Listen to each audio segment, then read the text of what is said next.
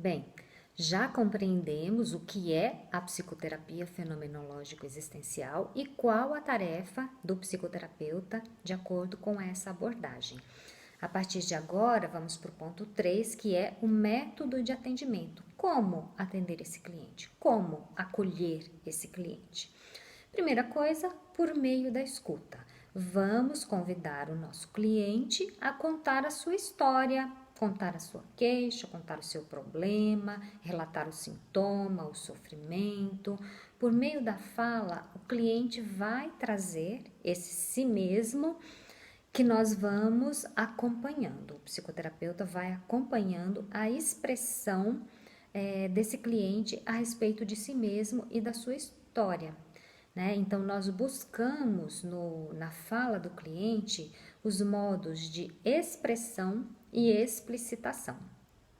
Lembrando que eu falei anteriormente, né? Explicitação é tornar visível, tornar explícito, que o cliente torne explícito o seu modo de ser e de transitar dentro da história relatada.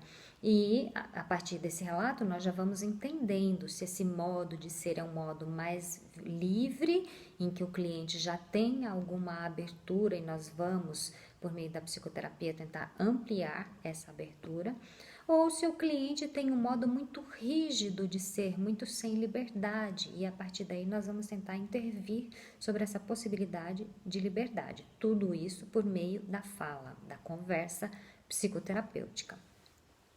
Bom, então, por meio da escuta. A escuta do psicoterapeuta é esse espaço que viabiliza o cliente falar sobre si mesmo e trazer os significados da sua existência. Então, a escuta é o primeiro item aí desse modo de atendimento, desse método de atendimento. O segundo, identificado pela Feijó, é por meio da hermenêutica. E aí nós precisamos entender o sentido dessa palavra hermenêutica. Primeiramente, a hermenêutica foi utilizada por pesquisadores em história e teologia. Por quê? Porque, digamos, em história, se eu vou ler um texto escrito lá no século I, ou em teologia, se eu vou ler um texto das escrituras lá no século I, eu não posso fazer a leitura conforme o modo de ser das pessoas que vivem hoje, conforme a cultura de hoje, conforme o conhecimento que nós temos hoje. Eu não posso fazer a leitura dessa maneira. Eu preciso fazer a leitura tentando entender quais eram os costumes daquela época, qual era o contexto daquela época. Então, essa compreensão de hermenêutica já nos faz entender que é um modo de escutar o outro ou de compreender a história relatada a partir de um determinado ponto de referência, que não é o meu, é o ponto de referência do cliente. É tentar penetrar a morada do cliente, é tentar penetrar no modo de ser do cliente para ali de dentro, a partir dali, entender o que vive esse cliente, o que sente esse cliente, o que ele relata. Então, o modo hermenêutico de compreender o cliente, essa palavra é muito utilizada também por Heidegger em Ser e Tempo, né? É preciso compreender o ser a partir de uma interpretação hermenêutica, que é entendê-lo a partir do seu próprio contexto e não do contexto dado por outro, né? Dado por uma teoria ou dado por uma cultura. Vou ler o que eu coloquei aqui, um pequeno fragmento. Por meio da hermenêutica, que é o modo de conhecer o fenômeno a partir do ponto de referência de quem fala. Na sessão de psicoterapia, a hermenêutica pode ser entendida a partir de uma metáfora, que é a seguinte: o terapeuta habita na morada do ser do cliente. Dessa maneira, o terapeuta se sente no interior da experiência do cliente, sem trazer linguagens e compreensões invasivas, criadas a partir de outro ponto de referência que não o do próprio cliente, tá? Então, a metáfora é a metáfora da habitação, né? O cliente é uma habitação. Aí eu vou lembrar mais uma frase de Heidegger, né? Que já falei na aula anterior que a linguagem é a morada do ser e o homem é o pastor do ser. Então, esse homem, ele habita uma linguagem, ele habita o seu ser por meio da linguagem e ele cuida dessa linguagem. Ele é o pastor, ele é o cuidador do seu próprio ser.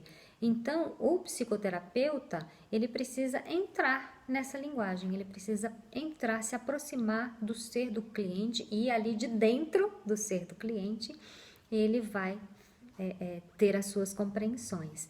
E essa morada do terapeuta dentro da experiência do cliente é no espaço, no momento da psicoterapia. Depois o terapeuta retoma a morada de si mesmo, ao seu modo próprio de ser. Então, essa ideia de hermenêutica, metaforicamente, é a ideia de penetrar a habitação do outro e ver o que tem ali, entender como as coisas transcorrem dentro daquela habitação, tá? E ainda um terceiro modo de atuação do terapeuta é por meio do cuidado. E aí vamos lembrar também do Heidegger, que diz que o próprio ser humano, que ele chama de Dasein, o Dasein, ele é cuidado. O cuidado é um existencial, o cuidado é uma característica que constitui o Dasein. O Dasein é constituído de cuidado, ele é cuidado. Mas esse cuidado pode ser um mau cuidado, né? Eu posso cuidar mal das minhas plantas, por exemplo. Eu tenho minhas plantinhas em casa, eu posso cuidar muito mal delas, mas eu posso cuidar bem. De qualquer forma, eu sou a cuidadora dessa minha casa, dessas minhas plantas. E o cliente, ele é o cuidador de sua própria vida e o psicoterapeuta, ele é cuidado em relação a si mesmo e no momento da psicoterapia, ele é cuidado em relação ao outro, ao cliente. Mas é importante que o psicoterapeuta traga essa dimensão do cuidado na psicoterapia para que ele não seja o cuidador tutor do cliente, e sim que ele faça-se evidenciar que o próprio cliente é cuidado, que o próprio cliente assuma o cuidado sobre si mesmo e sobre o seu entorno, sobre a vida relacional que ele mantém. Então, vou ler também o que eu propus aqui. O psicoterapeuta também é Dasein. O psicoterapeuta é cuidado. Enquanto cuida do seu próprio ser, o Dasein assume a atitude de cuidado em relação ao outro. Quando o Dasein é um ser que se habilitou ou se fortaleceu nessa capacidade de ser cuidado e de cuidar da melhor maneira possível, quando ele desenvolve essa característica, ele não cuida apenas de si, ele cuida de si e cuida das suas relações. Então, o psicoterapeuta, ele é esse cuidado que se estende para o cuidado do outro também, né? Então, na clínica fenomenológico-existencial, cuidar é permitir que o outro seja aquilo que ele verdadeiramente é. Então, cuidar é permitir que o cliente se manifeste como ele verdadeiramente é. Quando o terapeuta cuida do cliente nesse sentido, é a possibilidade do terapeuta aceitar a experiência do cliente tal como ela se apresenta e ter esse cuidado de respeito em relação à vivência do outro. Então, a primeira forma de cuidado é essa, é aceitar a experiência do outro, não querer impor sobre o outro uma experiência diferente da experiência que ele vive. Primeira forma de cuidado. Por meio do cuidado se dá o reconhecimento do outro, e quando esse outro, o nosso cliente, se vê visto e reconhecido, ele assume para si uma responsabilidade, que seria o cuidar também de si mesmo. Ao perceber-se cuidado, reconhecido e acolhido, o cliente se depara com a possibilidade de ser verdadeiramente si mesmo e com a possibilidade de ser também ele cuidado. e assim ele se depara com a própria liberdade. Eu gostaria que vocês acompanhassem no meu esqueminha de aula que eu enviei, que eu coloco a palavra cuidado às vezes em minúscula, às vezes em maiúscula. Em minúscula é do verbo cuidar, né? Um cuida do outro, tal. Mas em maiúscula significa a constituição do ser. Eu, terapeuta, sou cuidado. E o que eu quero? O que eu, terapeuta, quero? Será que eu quero cuidar do meu cliente para sempre? Eu sempre será cuidadora do meu cliente? Não, eu não quero isso. Eu quero ser o cuidado e quero que, por meio da psicoterapia, o cliente se transforme ele mesmo em cuidado e aí ele não precise mais da psicoterapia. E aí ele possa seguir com a sua vida dessa maneira de ser um Dasein, de ser um ser humano com liberdade, com abertura e que constitui o cuidado sobre si mesmo e sobre o seu entorno, sobre as suas relações, ok?